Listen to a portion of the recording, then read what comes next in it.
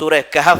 کہف اس کی بڑی فضیلت آئی ہے، حدیث پاک میں ہے جو جمعہ کے دن سورہ کہف کی تلاوت کرے گا اللہ تعالیٰ اس کے گھر سے خانہ کعبہ تک ایک نور کا راستہ پیدا فرمائے. اور ایک حدیث میں ہے اس جمعہ سے لے کر اگلے جمعہ تک جو کچھ بھی اس کی خطائیں ہیں اللہ معاف فرمائے گا. سورہ کہف کی تلاوت 2 فائدے بتائے. تیسرا سنو، سورہ کہف کی شروع کی 10 آیتیں جسے یاد ہو گئیں، سورہ کہف کی شروع کی 10 آیتیں جسے یاد ہو گئیں، میرے آقا فرماتے ہیں دنیا کا سب سے بڑا فتنہ دجال، اللہ اس سے بھی اسے محفوظ رکھے گا.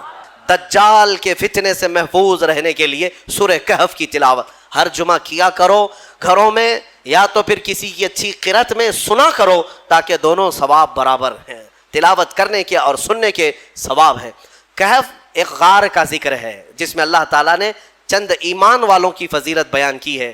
عیسیٰ علیہ السلام کے زمانے کے 300 سال بعد، آپ کو آسمانوں سے اوپر اٹھا لیے جانے کے 300 سال بعد لوگوں میں عقیدہ بگڑ گیا تھا. ایک بادشاہ آیا تھا جس کا نام دقیانوس تھا، اور وہ ظالم تھا اور وہ لوگوں کا عقیدہ بدل رہا تھا، اور یہاں تک کہ وہ اپنے لیے سجدہ کرواتا، اپنی خدائی کا اعلان کر رہا تھا، یا پھر بتوں کی پرستی شروع ہو گئی.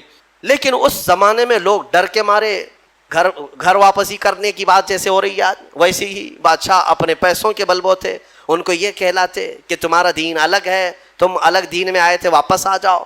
دھرم پریورتن بدل رہا تھا، کئی بدل چکے تھے. پیسوں کے لیے کچھ لوگ بدلتے ہیں، طاقت کے لیے کچھ لوگ بدلتے ہیں، ڈر سے کچھ لوگ بدلتے ہیں، لیکن جو اللہ والے ہیں وہ ہر زمانے میں قائم رہتے ہیں. بادشاہ کے کچھ وزیروں میں لوگ تھے جن کی تعداد 7 اور بعض روایتوں میں 8، اللہ بہتر جانتا ہے ان کی تعداد کتنی تھی. یہ الگ الگ لوگ تھے، یہ ایمان والے لوگ تھے جو اللہ پر ایمان رکھتے اور آخرت پر ایمان. اب وہاں جو ذکر کرتا اسے مار دیا جاتا. تو ان لوگوں نے ایک دن مشورہ کیا کہ اس شہر کو چھوڑ کر ہم دور چلے جاتے ہیں، اپنے ایمان کی حفاظت کریں. اب یہاں ایمان بچانا بہت مشکل ہو گیا ہے، ورنہ بادشاہ کے سامنے سر جھکانا پڑے گا، شرک اور کفر کرنا پڑے گا. ہم چلتے ہیں شہر سے باہر. یہ ساتوں نے راتوں رات مشورہ کیا اور نکل پڑے. ان کے ساتھ ایک کتا ہو لیا، اصحاب کہف کا کتا کہا جاتا ہے، ساتھ میں چلتا رہا. اور یہ لوگ آبادی سے بہت دور نکل کر باہر گئے، اور ایک غار تھا، اس غار میں ان لوگوں نے رات کو پناہ لی، سونے کے لیے چلے گئے. اور وہاں پر جب سونے کے لیے وہ لوگ گئے تو اللہ تعالیٰ فرماتا ہے فَضَرَبْنَا عَلَىٰ آذَانِهِمْ فِي الْكَهْفِ سِنِينَ عَدَدًا، ہم نے ان کے کانوں پر سالوں تک کے لیے نیند کو طاری کر دیا، سلا دیا ان کو رب تعالیٰ. وہ ایسی گہری نیند میں سو گئے کہ پھر اٹھے نہیں. دن گزرتے چلے گئے. بادشاہ کو کسی نے خبر کر دی کہ تیرے دربار کے یہ وزیر بھاگے ہیں. بادشاہ نے ڈھونڈنے کا حکم دیا، اور ڈھونڈتے ڈھونڈتے ان کے پیروں کے نشان سے وہاں غار تک لوگ پہنچ گئے. بادشاہ سے کسی ایک شخص نے کہا اس غار کے اندر یہ لوگ سو رہے ہیں. تو بادشاہ نے کہا ان کی سزا یہ ہے کہ اس غار کو اچھی طرح سے دیوار لگا کر بند کر دو، یہی ان کی قبر بن گئی، یہ کبھی باہر نہ آ سکے. ان کی سزا یہی ہے.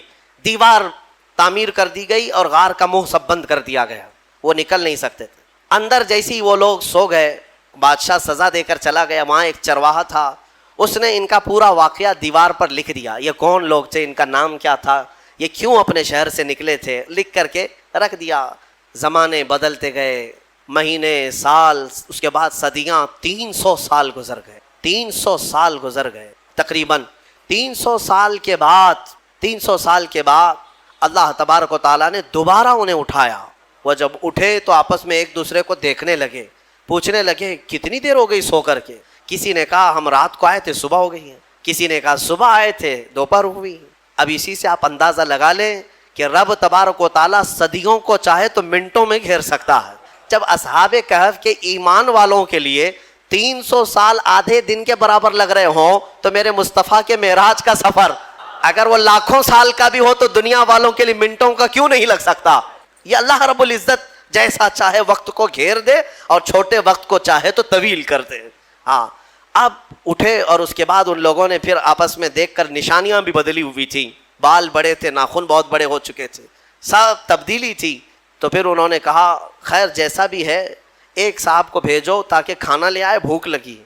تو ایک صاحب ان میں جو تھے ان کو کہا کہ چھپ کر کے جانا، کہیں بادشاہ کے کارندے دیکھ نہ لیں ورنہ وہ ہمیں پکڑ لیں گے تو پھر اپنے دین میں واپس لے جائیں گے یا تو پھر ہمیں ہلاک کر دیں گے.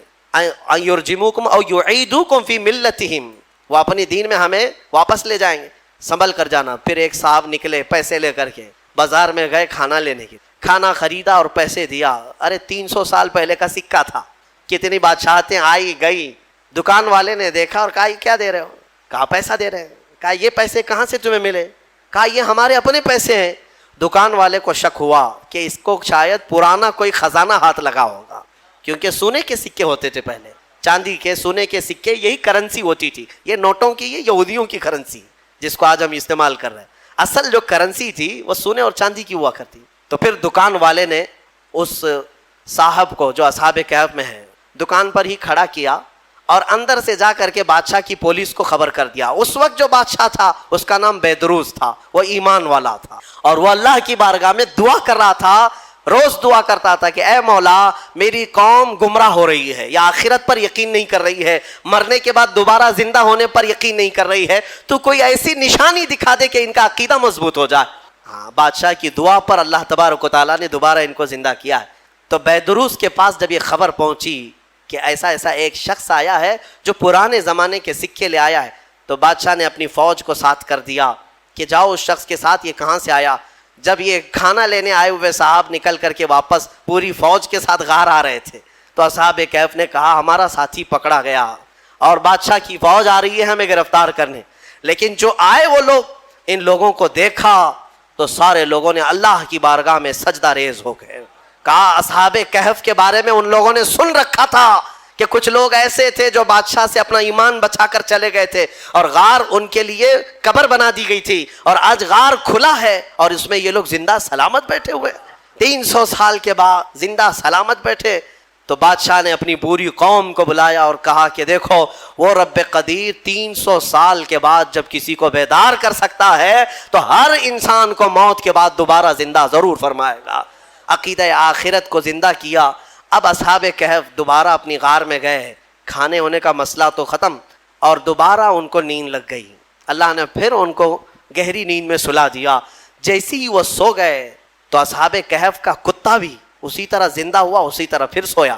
اب جو بیدروس تھا اس نے دیوار پھر سے بنا دی اور ان کا پورا واقعہ لکھا اور وہاں ایک مسجد بنائی، اور مسجد بنا کر وہ ڈیٹ، وہ جو دن تھا جس دن وہ اٹھے تھے، اس دن کو یادگار کے طور پر سارے لوگوں کو اعلان کیا کہ سال میں جب یہ دن آئے گا سب یہاں جمع ہوں گے اور اللہ کی عبادت کریں گے۔ اسی سے تو عرس کی شرعی حیثیت بھی ثابت ہوتی ہے۔ اولیاء کرام کے عرس ہم جو مناتے ہیں قرآن پاک میں موجود ہے۔ اصحاب کہف جس دن سوئے جس دن اٹھے وہ تاریخ لکھ دی گئی۔ بہرحال اب اصحاب کہف کو دوبارہ جب اندر رکھا گیا تھا تو سونے کے تابوت بنائے تھے بادشاہ نے، یہ بیدروس نے سونے کے جنازے تابوت بنا کر اس میں ان کو لٹایا اور اندر رکھا۔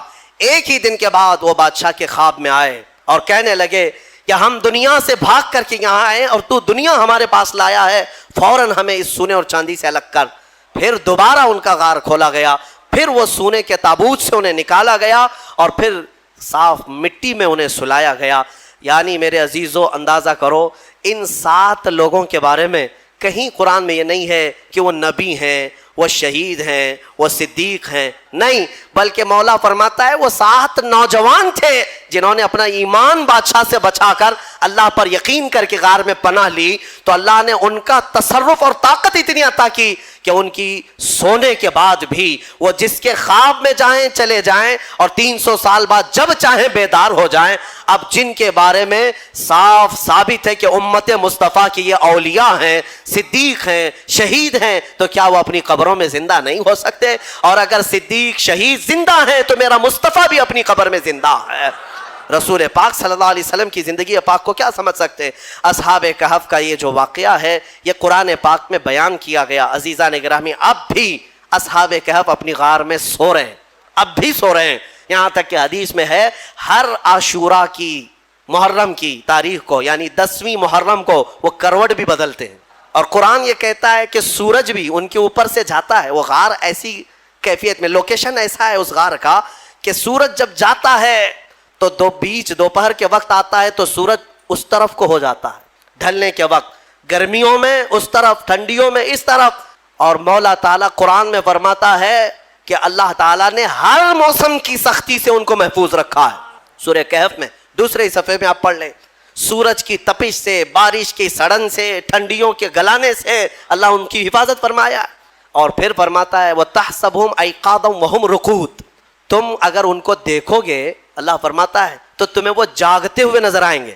تحسبهم أيقاظا وهم رقود، جبکہ وہ سو رہے ہیں. وَنُقَلِّبُهُمْ ذَاتَ الْيَمِينِ وَذَاتَ الشِّمَالِ، اللہ فرماتا ہے ہم ان کو کبھی دائیں جانب کروٹ دیتے ہیں، کبھی بائیں جانب کروٹ دیتے ہیں. اور اتنا ہی نہیں، وَقَلْبُهُمْ بَاسِطٌ ذِرَاعَيْهِ بِالْوَسِيطِ، اللہ فرماتا ہے اور ان کا کتا پالتی مار کر ان کے قریب میں بیٹھا ہوا ہے. یعنی چاروں پیر جیسے کتا کسی کی نگرانی میں بیٹھتا ہے، قرآن کہہ رہا ہے ان کا کتا چاروں پیر پھیلائے ہوئے ان کے پاس بیٹھا ہوا ہے. کتے کے بارے میں قرآن میں آیا جس کا نام بھی قطمیر، وہ کتا ابھی بھی بیٹھا ہوا ہے غار میں. اور رب تعالیٰ یہ بھی فرماتا ہے تم انہیں دیکھ نہیں سکو گے، اگر دیکھنے کی کوشش کرو گے لَوَلَّيْتَ مِنْهُمْ فِرَارًا وَلَمُلِئْتَ مِنْهُمْ رُعْبًا، تم پیٹ پھیر کر بھاگ جاؤ گے، ایسا رعب ہم طاری کریں گے. رعب طاری ہو جائے گا، کوئی دیکھ نہیں سکے گا وہ کس کیفیت میں ہے. اللہ ان کی حفاظت کر رہا ہے. اب میں اس پورے سورہ کہف کے بعد اخیر میں ایک جملہ ضرور کہنا چاہوں گا. عزیزان گرامی، اصحاب کہف ایمان والے تھے، ایمان والے تھے اور اللہ تعالیٰ کے محبوب بندے تھے. لیکن کتا کون سے ایمان والا ہے؟ کتا کون ہے؟ کتا تو ایک جانور ہے اور اس کے بارے میں حدیث میں آیا ہے سارے جانور قیامت کے دن ختم کر دیا جائیں گے اور معدوم کر دیا جائیں گے، ان کا وجود ختم کر دیا جائے گا. لیکن کچھ جانوروں کا ذکر میرے آقا نے حدیث میں فرمایا وہ جنت میں بھی جائیں گے. ان جانوروں میں اصحاب کہف کا کتا بھی ان کے ساتھ جنت میں جائے گا. اصحاب کہف کا کتا جنت میں جائے گا. اب مجھے یہ توجہ چاہتا ہوں، اصحاب کہف کا کتا جنت میں کیوں جائے گا؟ اس لیے میرے عزیزو ہے کتا لیکن تھا اللہ والوں کے ساتھ. تھا کس کے ساتھ؟ اللہ والوں کے ساتھ تھا. اسی لیے کہتے ہیں اولیاء اکرام کے دامن سے جو چیز لگ جاتی ہے وہ بھی نسبت سے بڑی محترم ہو جاتی ہے. اصحاب کہف کا کتا اگر ان کے قریب ہو کر جنت میں جا سکتا ہے تو ہم غوث کے دیوانے ہو کر کیوں نہیں جا سکتے؟ اسی لیے بریلی کے امام نے گنگنایا بھی تو یوں گنگنایا، یا غوث تجھ سے در، در سے سگ، اور سگ سے ہے مجھ کو نسبت، میری گردن میں بھی ہے دور کا ڈورا تیرا.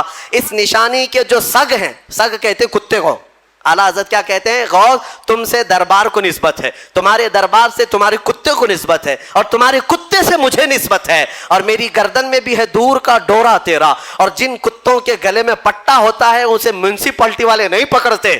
ہاں کیوں؟ اس لیے کہ کسی کا پالا ہوا ہے، کوئی ہاتھ نہیں لگاتا. اعلیٰ حضرت فرماتے ہیں اس نشانی کے جو سگ ہیں نہیں مارے جاتے. یا غوث حشر تک میرے گلے میں رہے پٹا تیرا. اللہ تعالی ہم سب کو قادری پٹا عطا فرمائے. کیا دبے جس پہ حمایت کا ہو پنجہ تیرا، شیر کو خطرے میں لاتا نہیں کتا تیرا. ہم اسی بات پر فخر کرتے ہیں. اعلیٰ حضرت نے بھی فخر کرنا جو سکھایا ہے وہ اس پر ہے کہ میری قسمت کی قسم کھائیں سگان بغداد.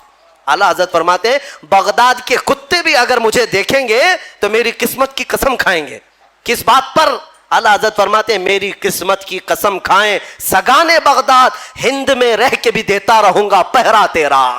جو بندہ روزانہ تلاوت کرتا ہے فرمایا گیا اس کی قبر روشن ہوتی ہے اور نور سے بھر دی جاتی ہے.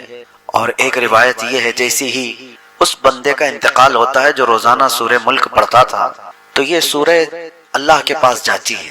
اس بندے کو ابھی قبر میں رکھا گیا ہوتا ہے جب تک یہ سورہ اللہ کے پاس جاتی ہے اور اللہ سے عرض کرنے لگتی ہے کہ اے مولا جو مجھے تلاوت کرتا تھا تو اسے بخش دے، اسے جنت عطا کر. تو یہ سورہ اللہ تبارک و تعالیٰ سے بحث کرتی ہے. یہ لفظ تو یہاں تک بھی آیا ہے جھگڑا کرتی ہے اور پوچھتی ہے کہ اے اللہ کیا میں تیرے کلام کا حصہ نہیں ہوں؟ رب تعالیٰ فرماتا ہے کیوں نہیں، تو میرے کلام کا حصہ ہے. تو سورہ ملک کہتی ہے اگر میں تیرے کلام کا حصہ ہوں تو مجھے جو پابندی سے پڑھتا تھا اس کی بخشش کر دے. تو رب تبارک و تعالیٰ اس کی سفارش پر وہ اتنا بحث کرتی ہے سورہ ملک اپنے رب سے، اور یہ تک بھی کہتی ہے کہ اگر میں تیرے کلام کا حصہ نہیں ہوں تو مجھے اس سے الگ کر دے، اگر اس کی بخشش نہیں ہو سکتی تو مجھے الگ کر دے. تو رب تبارک و تعالیٰ اس کی سفارش قبول فرماتا ہے اور فرماتا ہے جاؤ جو تجھے روز تلاوت کرتا تھا اسے بشارت دے دے میں نے اسے معاف کر دیا. روایت میں یہ ملتا ہے کہ یہ سورہ ملک جیسی ہی یہ خوشخبری سنتی ہے سیدھے جنت میں جاتی ہے، اور جنت میں جا کر وہاں کے بچھونے اوڑھنے اور وہاں کی خوش کرنے والی چیزیں لے کر کے واپس قبر میں آتی ہے میت کے پاس جو اسے تلاوت کرتا تھا، اور آ کر کے جنت کی ہوائیں، خوشبوئیں، بستر، بچھونے سب چیزیں لے کر آتی ہے، اور پھر اس سے کہتی ہے میرے آنے میں دیر تو نہیں ہو گئی، میں تیری بخشش کے لیے اللہ رب العزت کی بارگاہ میں عرض و معروض کر کے آئی ہوں، اور جب تک اللہ راضی نہیں ہوا میں وہاں سے آئی نہیں، اب تجھے بشارت ہو کہ قبر میں جنتی بچھونوں پر آرام کر اور ہوائیں جنت کی کھاتا رہے۔ تو سورہ ملک یہ وہ وفا کرنے والی صورت ہے، جب لوگ ہمیں قبر میں تنہا چھوڑ جائیں گے تو یہ سورہ ہے اللہ کریم کی بارگاہ میں ہماری سفارش کر کے ہماری بخشش کا پروانہ لے کر آنے والی ہے۔ کتنا مشکل سے 2 سے 3 منٹ لگتے ہیں اس سورہ کو تلاوت کرنے میں، 3 منٹ، آپ کے 3 منٹ یوں ہی چلے جاتے ہیں، کسی سے خیر خیریت پوچھتے ہی آپ تھوڑی دیر کھڑے ہو جائیں تو 3 منٹ یوں ہی گزر جاتے ہیں، اور یہ 3 منٹ تلاوت کرنے والی ایسی سورہ ہے، آپ کسی خوش الہان قاری سے سن بھی تو سکتے ہیں۔ معمول بناؤ کہ کوئی رات ایسی نہ ہو کہ میں سورہ ملک سنے بغیر سو جاؤں یا پڑھے بغیر سو جاؤں۔ اس کا اثر ایسا نہیں ہے کہ آپ صرف قبر میں دیکھنے والے ہیں، ایسا نہیں ہے کہ صرف قبر کی روشنی کی بات ہے، یہ اللہ کا کلام ہے، زندوں کو بھی زندہ کر دیتی ہے، یہ اللہ کا کلام ہے، زندوں کے لیے اترا ہے، اس کا جو اجر ہے اور اس کا جو نتیجہ نکلنے والا ہے قبر میں وہ اپنی جگہ پر، لیکن تمہاری حیات میں بھی اس کے اثرات دیکھنے کو ملیں گے۔ سورہ ملک پڑھنے والا ہمارے بزرگان دین فرماتے ہیں کبھی کوئی حاکم اسے زیر نہیں کر پاتا۔ سورہ ملک جو تلاوت مسلسل کرتا رہتا ہے کوئی حاکم اسے زیر نہیں کر پاتا، اس کے سامنے آنے والا وہ اپنے آپ مرعوب ہو جاتا ہے، چاہے جتنا بھی دل میں سختیاں لے کر کے رہتا ہو، اور جب اس کے سامنے آ جائے تو پھر وہ جو ہے نرم پڑ جاتا ہے۔ خاص طور پر یہ سورہ ملک کے اثرات جو زندگی پر مرتب ہوتے ہیں، بزرگوں نے فرمایا تو مقدمے وغیرہ جب ہوتے ہیں تو بزرگان دین یہ فرماتے ہیں کہ حاکم کے پاس فیصلہ ہونے سے پہلے اس کی تلاوت کر کے جاؤ، تمہارے چہرے پر اللہ تبارک و تعالیٰ وہ رعب رکھتا ہے۔ بہرحال اس میں جو آیتیں آئی ہیں وہ بھی میں آپ کو سنا دوں کہ اللہ تبارک و تعالیٰ سورہ ملک میں فرما رہا ہے، کیا فرما رہا ہے۔ شروعات یہ تبارک الذی بیدہ الملک وہو علی کل شیء قدیر، بلندی ہے، عظمت ہے اس ذات کے لیے جس کے دست قدرت میں ساری بادشاہت ہے، بیدہ الملک وہو علی کل شیء قدیر، اور وہ ہر ممکن شے پر قدرت رکھتا ہے۔ الذی خلق الموت والحیات، اسی نے زندگی اور موت کو بنایا ہے، کیوں بنایا؟ لیبلوکم ایکم احسن عملا، تاکہ تمہیں آزمایا جائے تم میں اچھے عمل والا کون ہے۔ موت اور حیات اللہ نے اس لیے بنائی ہے تاکہ تمہیں آزمایا جائے تم میں سے اچھے عمل والا کون ہے۔ وہو العزیز الغفور الذی خلق 7 سماوات طباقا، اس نے طبق در طبق 7 آسمان بنائے، اور تم ما تری فی خلق الرحمن من تفاوت، تم رحمان کی پیدائش میں اس کی تخلیق میں کوئی فرق نہیں پاؤ گے کہ ٹیڑھا میڑھا کر دیا گیا ہوگا، اندازے کے مطابق بنا دیا گیا ہوگا، ہر چیز اس کے برابر حساب سے بنائی گئی ہے۔ جو بھی چیز ہے، کوئی بھی جیسے انجینئر کے پلان فیل ہو گئے ہوں، سوچا کچھ اور تھا بن کچھ اور گیا ہو، اور رحمان کی تخلیق میں ایسی کوئی چیز تم نہیں دیکھو گے۔ آگے کی جو آیتیں ہیں یہ اللہ تعالیٰ کیا فرماتا ہے، والذین کفروا بربہم عذاب جہنم، جو اپنے رب سے کا انکار کیے وہ جہنم میں جانے والے ہیں، ان کے لیے جہنم کا عذاب ہے۔ کلما القی فیہا فوج سألہم خزنتها الم یأتکم نذیر، اب توجہ کیجیے، جب جہنم میں جھونکا جائے گا کسی کو تو دربان پوچھے گا ان سے، جب کسی کو دوزخ میں ڈالا جا رہا ہے، سألہم خزنتها، دربان جو دوزخ کا دربان ہے وہ پوچھے گا الم یأتکم نذیر، کیا تمہارے پاس ڈرانے والا کوئی آیا نہیں تھا، اللہ کا خوف دلانے والا کوئی آیا ہی نہیں تھا، تم جہنم میں کیسے آ گئے؟ قالوا بلا، وہ جہنم میں جانے والے کہیں گے ہاں کیوں نہیں، آیا تو تھا، قد جاءنا نذیر، ہمارے پاس ڈر سنانے والا آیا تھا، فکذبنا، لیکن ہم نے جھٹلایا تھا، ہم جھٹلائے ہوئے تھے، اللہ کا ڈر سنانے والا آیا تھا، بولتا تو تھا کہ جہنم ہے، آخرت ہے، لیکن ہم جھٹلائے ہوئے لوگ تھے۔ اور پھر اللہ تبارک و تعالیٰ یہ فرماتا ہے وَقَالُوا لَوْ كُنَّا نَسْمَعُ أَوْ نَعْقِلُ مَا كُنَّا فِي أَصْحَابِ السَّعِيرِ، اللہ اکبر۔ یہ آیتیں دیکھیں، جہنم میں جانے والے کہتے ہیں اے کاش اگر ہم سن لیے ہوتے اس کی بات، ڈر سنانے والے کی بات سن لیے ہوتے، لو کنا نسمع او نعقل، اور سمجھ گئے ہوتے ہم، ما کنا فی اصحاب السعیر، ہم دوزخ میں جانے والے نہیں ہوتے، ہم آج جہنمی نہیں ہوتے۔ فاعترفوا بذنبہم، وہ سب اپنے گناہوں کا اقرار کریں گے وہاں پر۔ جتنے بھی دوزخ میں جانے والے ہیں وہ یہ نہیں کہیں گے پتہ نہیں مجھے کیوں ڈالا گیا ہے، ارے چک کر کے آ گیا ہوں میں ادھر، نہیں، جو جہنم میں جائے گا وہ بولے گا ہاں میری غلطی تھی، اعتراف کر کے جائے گا، اور وہ نہیں کرے گا تو اس کے اعضاء بولیں گے الیوم نختم علی افواہہم وتکلمنا ایدیہم وتشہد ارجلہم بما کانوا یکسبون۔ رب تعالیٰ فرماتا ہے آج کے دن تو ہم تمہارے منہ پر مہر لگا دیں گے، تمہارے ہاتھ اور تمہارے پیر ہم سے بات کریں گے جو کچھ تم کیا کرتے تھے۔ جہنم میں جانے والا، جیل میں آنے والے آدھے سے زیادہ وہ بولتے ہیں میں تو نردوش ہوں، میں کچھ کیا ہی نہیں، مجھے پھنسایا گیا ہے۔ تقریباً ہر کوئی، مرڈر والا بھی بولتا ہے مجھے پھنسایا گیا ہے، اور جتنوں کو دیکھا گیا ہے وہ سب یہ کہتے ہیں۔ یہاں الگ معاملہ ہے، جیل میں آنے والوں کو ہم نے دیکھا ہے پہلے تو کوئی اقرار نہیں کرتا، نہ پولیس کے پاس، نہ کورٹ میں، اور نہ اندر آنے کے بعد، وہ تو دوستی یاری میں بیٹھے بیٹھے اپنے کچے چٹے سنا دیتے ہیں، لیکن اعتراف کرتا نہیں کوئی کہ میں نے وہ کیا یہ کیا، بڑے بڑے جرم ہوں یا چھوٹے ہوں، سب یہی بولتے ہیں مجھے پھنسایا گیا ہے۔ اب بڑے بڑے لوگوں پر، نیتاؤں کو بھی دیکھو جب کیس لگتے ہیں تو یہی بولتے ہیں سازش کے تحت مجھے یہ کیا گیا ہے، لیکن قیامت میں ایسا نہیں ہوگا۔ جو دوزخ میں جا رہا ہوگا وہ یہ نہیں بولے گا لوگوں نے مجھے پھنسایا اور میں یہاں آ گیا، وہ کہے گا کاش میں سن لیا ہوتا ڈر سنانے والے کی بات، رسول اللہ کی بات سن لیا ہوتا، میں دوزخ میں نہیں آتا۔ فاعترفوا بذنبہم، اللہ فرماتا ہے وہ اپنے گناہوں کا اعتراف کریں گے۔ فسحقا لاصحاب السعیر، بہت ہی برا ہو دوزخ میں جانے والوں کا۔ ان الذین یخشون ربهم بالغیب لهم مغفرۃ واجر کبیر، بے شک وہ لوگ جو اپنے رب سے ڈرتے تھے بغیر دیکھے اللہ کو، یہ وہ لوگ ہیں جو اللہ کو دیکھے نہیں اور ڈرتے تھے، اللہ فرماتا ہے ان کے لیے مغفرت ہے اور اجر کبیر ہے، ان کے لیے اجر عظیم ہے۔ یہ سورہ پوری اللہ تبارک و تعالیٰ نے جہنم کے متعلق، وہاں جانے والوں کے متعلق فرمایا۔ اور ایک آیت ہے اور ایک سورہ ہے جو سورہ حاقہ ہے، سورہ حاقہ۔ حاقہ جو ہے یہ قیامت کو ہی کہا گیا ہے۔ حاقہ کیا ہے؟ الحاقۃ ما الحاقہ، واقع ہونے والی، یقین کے ساتھ واقع ہونے والی کیا چیز ہے تم جانتے ہو؟ وہ قیامت ہے۔ قیامت کا پورا تذکرہ اللہ تعالیٰ یہاں بیان فرما رہا ہے، یہ سورہ حاقہ۔ کبھی آپ قرآن اٹھانا، ترجمہ پڑھ لینا، صرف ترجمہ بھی پڑھو ان آیتوں کا، آپ کے جسم کانپ جائیں۔ اللہ تعالیٰ فرماتا ہے یہ وہی قائم ہونے والی چیز ہے جس کا انکار قوم سمود نے بھی کیا، قوم عاد نے بھی کیا۔ حضرت صالح علیہ السلام کی جو قوم تھی وہ قوم سمود، اور حضرت ہود علیہ السلام کی قوم تھی وہ قوم عاد۔ قوم سمود اور قوم عاد انہوں نے کیا کیا تھا بتائیں؟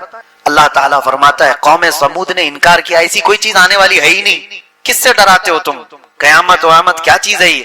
اللہ تعالیٰ نے ان کو ایسا ہلاک کیا، فَأُهْلِكُوا بِالطَّاغِيَةِ، ان کو اللہ تبارک و تعالیٰ نے سخت ترین ہلاکت میں برباد کیا۔ قوم سمود کیسے ہلاک ہوئی وہ بتاتا ہوں۔ وَأَمَّا عَادٌ فَأُهْلِكُوا بِرِيحٍ صَرْصَرٍ عَاتِيَةٍ، اور قوم عاد اس کو اللہ نے تیز ہواؤں سے ہلاک کیا، ایک کو چنگھاڑ سے، آواز سے۔ قوم سمود کیسے مری ہے؟ جبرائیل علیہ السلام زمین پر آئے تھے اور انہوں نے ایک آواز لگائی تھی، اور اتنی تیز آواز تھی وہ، اتنی تیز آواز کہ جو آواز بڑھتی بڑھتی گئی تو قوم سمود کے کانوں میں سے بھیجا باہر نکل آیا۔ آواز میں پاور ہے۔ آج جو بم پھٹتا ہے نا اس میں بارود کم ہوتا ہے، اس کی جو آواز ہوتی ہے اسی سے ساری چیزیں ٹوٹ جاتی ہیں۔ بارود اس سے ہلاکت اتنی نہیں، جو ہائی پاور کا جو آپ کی آواز ہے، آواز بہت طاقتور چیز ہے۔ کبھی آپ روڈ پہ بہت تیز آواز میں ڈی جے بجائے تو یہاں کی دیواریں ہلنے لگ جائیں، کیوں ہلتی ہیں؟ آواز سے کیوں چیزیں ہلتی؟ آواز میں بہت پاور ہے، بہت طاقت ہے۔ یہ تو ہلکی آواز ہے، جتنا سننے کی تمہیں طاقت ہے اتنا ہی سن پاتے ہو، اوور ہو گئی تو